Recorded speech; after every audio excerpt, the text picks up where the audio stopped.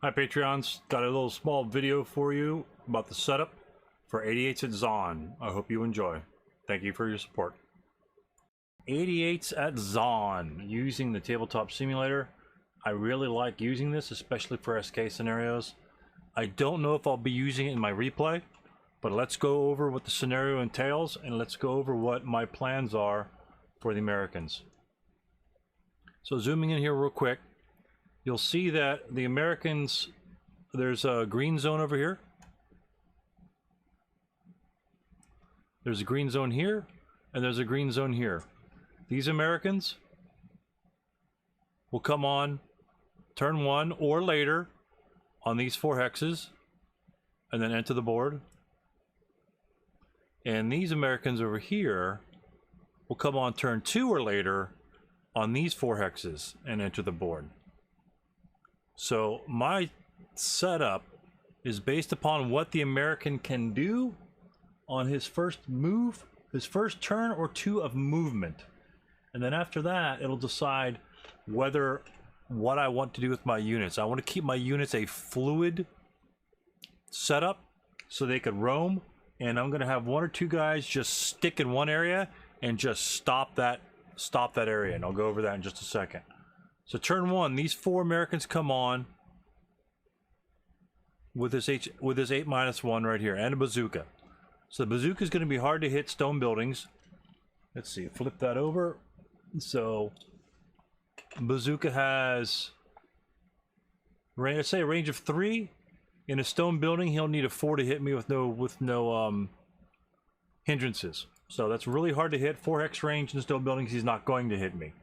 So that's a 1 to 2 hex range maximum, and with all the hindrances right here, it's not going to happen. He's not going to be able to shoot me from here and hit this guy over here. That'll be a 3 hex range, but actually it'll only be a 4 to hit. Not horrible, but it'll break almost as much as it will hit. And also, if he's in this building firing out, he'll have to take a +2. Or take the back blast from the bazooka. So that's what we're looking at with the bazookas. Not too worried about them. They're useful. His main usage is going to be smoke. I'm covering this avenue over here, so if in case he wants to come on and move this way, I'll have 4-1 shots on him. They're not open ground, but they are going to be moving in the open, so I'll take the 4-1 shots. If he decides not to go that way, and he wants to go, let's say, this direction. Let me increase that size a little bit. Let's say he wants to go this direction. Okay. Maybe to these buildings here. Make his way up. Okay. He's got to enter J10 or K10 or J9 before he enters that building. Okay, let's take a look at those spots. Let me change the color. It's kind of ugly, to be honest with you. So he's going to enter this spot, or that spot before he goes into here. Okay, so J9. Oops. J9 I've got covered from these units. These units can fire at that location.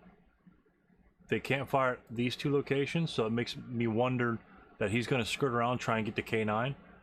But K10, that's an easy spot for him to get to. But look what I have over here.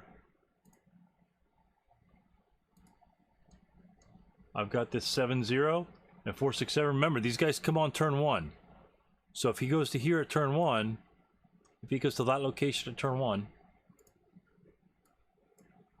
then this unit here has got an LOS straight to him. So hopefully I can blast somebody there. And that's just a punch in the nose. I'm going to blast him and then get out of town because these guys are probably going to be coming on.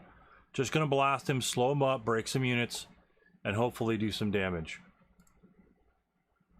And then after that, he's the only one that can fire. If they all go that way, he's the only one that could fire on them. These guys over here will then, at that instance, they won't move up.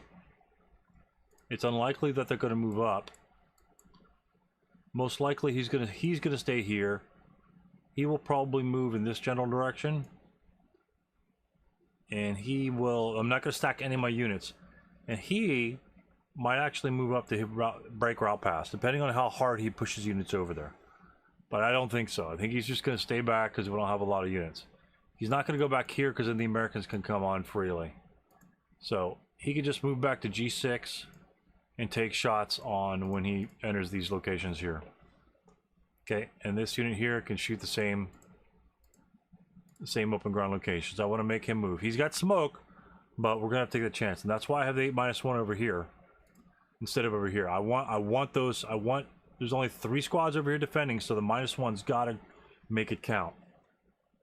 Now the units on the other side. Again, he's gonna fire down here at this location when they move there. Break him, and then America's turn 1 ends. German turn 1 comes. I probably won't have a lot of fire, but let's swing the board around and look at from my vantage point. Okay, this force over here, again, is just meant to force him to go that way instead of through the wheat fields. If he goes that way, I don't have a problem, because I can just move back here and or behind, and he's just got to go into open ground. But I would take pot shots on him because he's not going to be able to make it that far. We'll count the movement points. So he's got 1, 2.5, 4, advance. Or 1.5, 3, advance. So unless he's moving as a stack, where he can go... Well, hold on. Darn it. Where he can go 1, 3, 4.5. Actually, it'd be 6.5. He can't even make it there in one movement phase. He'd probably go this way and then try to make it there, which is fine, because if he splits his units, that's fine.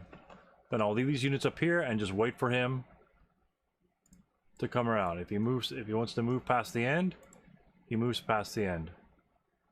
But I can move this unit, put him over here, and then cover this area with just some 4-2s. Just take a couple pot shots. I don't have to break everybody. Just take a couple pot shots. This will be hip in the beginning of the game. He's going to cover this entire side here, all the roadway down here, except for maybe this one. He's going to cover all these roads. So if the American comes on this side, the American pushes this way, he can't cross without getting shot by the 88. So that means he's got to force him into these buildings and take shots this way. And then, if that's the case, and that's what I plan on him doing, after the first turn, this German will move 1, 4 up here and just sit there. So what does that German do for me? The 237 is going to be there harassing shots over here. He'll probably break pretty easily. I can move him back over here just to get point blank shots here. Also, the 667 has shots to there, and there. So he covers this entire hill from these units that were advancing over here to the turn 1 units. Because that is a range of 1, 2, 3, 4, 5, 6. That's a 6x range there. And he's good with the leader, so he won't cower. So he gets to cover all that hill. These guys get to cover the road just for a little bit. Oops, sorry. Just for a little bit. I'm not going to really push the Americans too much, but I need a little bit of firepower just to lay down some residual and then just back up. And then cover, back up, and then cover these spots here. Cover these spots, and he can cover this one and that one, and that's it. Just lay down residual, even with the smokes. So just lay down residuals, firepower, and hopefully he won't be able to get through. If he does, might be a problem. In that case, I might have to move. I might have the 237 like right here, just to put a front on for him. So I don't really like the 7-0 here, because units in this location